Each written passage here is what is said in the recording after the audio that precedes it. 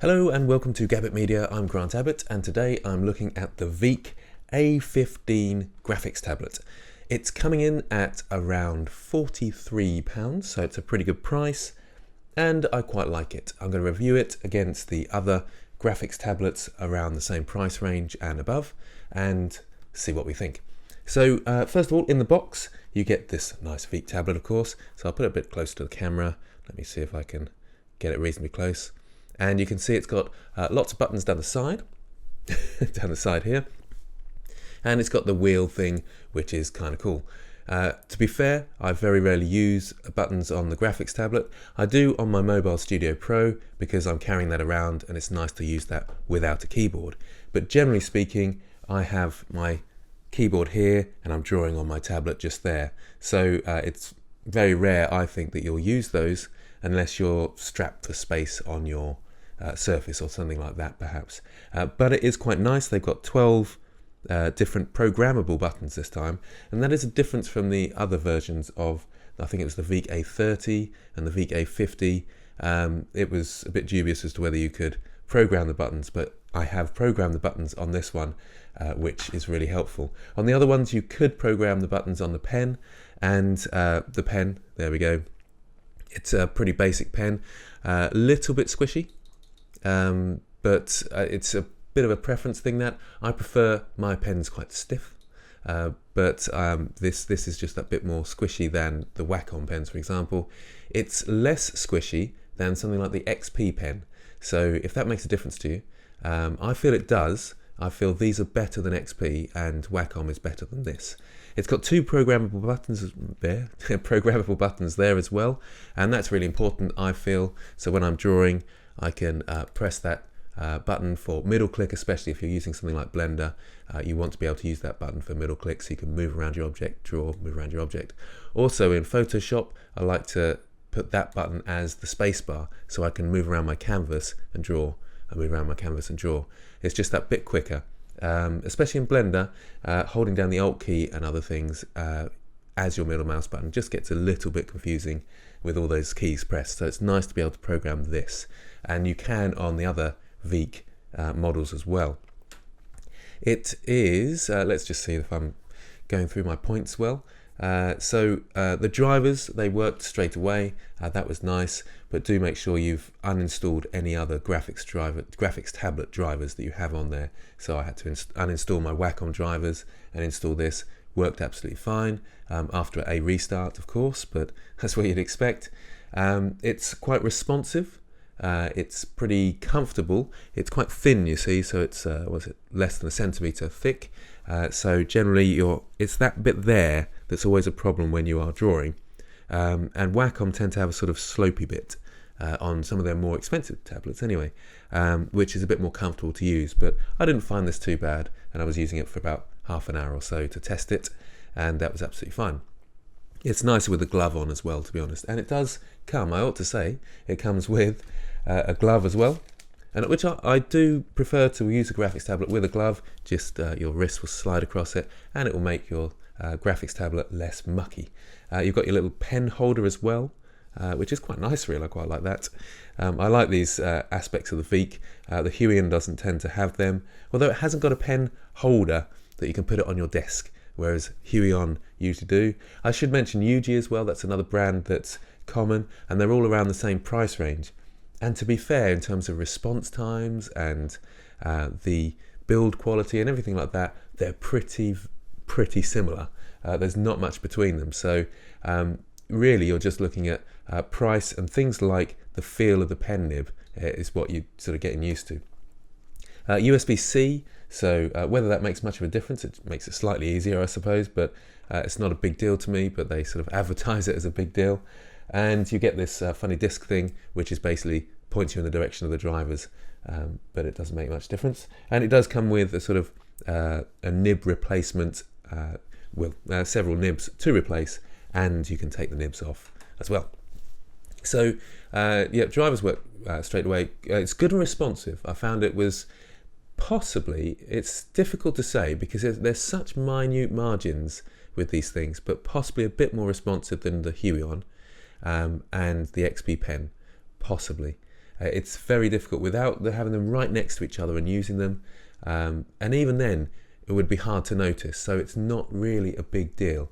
I would say though it's slightly less responsive than the Wacom. So when I'm doing these sort of tiny touch-ups, when I'm sculpting especially, and I'd like to tap to move the mesh outwards, the snake hook tool, and I'm tapping away, I notice there's just a bit less responsivity than my Wacom Mobile Studio Pro, but that's like £2,000. So you'd kind of expect that. So there is a very slight difference there, but with the Huions, the UGs, the XP pens, they all seem to be the same and about that sort of responsiveness. They do try and boast that they've got more responsiveness than the Huion and the UG and the XP pen, but it's very difficult to really tell that. It might be more in the pen squishiness that I'm not used to, but these are tiny margins, so if you're a new artist to this, it doesn't really matter and make that much difference, if I'm honest. Reasonably sturdy as well. I do like the fact that it's got these pads on the bottom and it sticks to my desk quite well. I don't know whether you can't see it there, but it sticks to the desk really nicely so it doesn't move around. The other thing is that the size of it's quite good. The other VEIKKs tend to have a huge area here, whereas this one's got a shorter area, and I would say that makes it a bit more portable. The slimness of it as well makes it more portable. It's quite easy to slide that into a laptop bag, I would say. So I quite like that. In terms of size, it's 10" by 6", and I like to have a bigger graphics tablet, and I think it's better to have a bigger graphics tablet, in my opinion. Again, it's my opinion, but you can get smaller ones, like 6x4. I suppose they are more portable, but if you can fit it in your into your laptop bag, then you're okay. And this is the right size for a laptop bag. So I wouldn't go any smaller than this personally. The only thing is I don't really feel like they need the buttons personally. I'd be using a keyboard, but that's debatable. But they've got less space for the buttons this time at least, so it should fit into a laptop bag. Obviously, you want to check the sizes before you buy. I'll put the stats up on the screen, and like I say, it's got the usual pressure sensitivity, and that will work fine. And you can actually change the level of responsibility dependent on how hard you press, which I thought was quite nice. That's something over Wacom actually, but Wacom seems to be comfortable anyway, so there's no need to change in my opinion. It's got a reading height of a centimetre, so your pen can go above a centimetre, which is sort of a bit bigger than other ones, I think. But again, it's something you just get used to and you don't notice, and it doesn't really make much difference. Compatible systems, it was compatible with me, and I'm up to date with Windows 10, and it's supposed to be compatible with Mac as well. Often people ask me about left-handed, and to be honest, I don't think it didn't have any options in the drivers for turning it the other way round, so I couldn't see any options there, but maybe that's something worth contacting VEIKK and seeing what's going on with that and whether they can put something like that in. So I don't think it's suitable for left-handed if you want to turn it round. Obviously you can just use it left-handed, and it doesn't make too much difference. It's just if you want to use those buttons on the side and use it left-handed. And I suppose if you've got your left hand going over the buttons, they might press something, so that could be a bit irritating, I suppose. So compared to others, the Huion is possibly a bit more sturdy, but that comes in, they usually come in about the similar sort of quality and size, usually come in about £50, and this is about £40 at the moment. And the A50 is slightly more expensive. The A30 is about the same price. I don't really see a lot of difference between the A50, the A30 and the A15, and I'm really at a loss to know which one. I would just go for the cheapest out of those, to be honest, because I don't really see much difference. I think the A50 sort of boasts a bit more responsivity if that's a word, whereas the A15 seems to have the same. I felt like when I was using the A30, it was a while ago now, but it may be lagging behind the A50, so I possibly wouldn't go for the A30 anymore. I'd go for the A15. but they are tiny, tiny margins. And again, you probably won't notice much when you're doing your artwork, and you'll just get used to these little things, basically. There's no tilt support, so the Huion, again, there's in fact I can't even remember which brand it is, but there'll be a link to other things and you'll be able to see which that is. That's got tilt support for like an extra £10.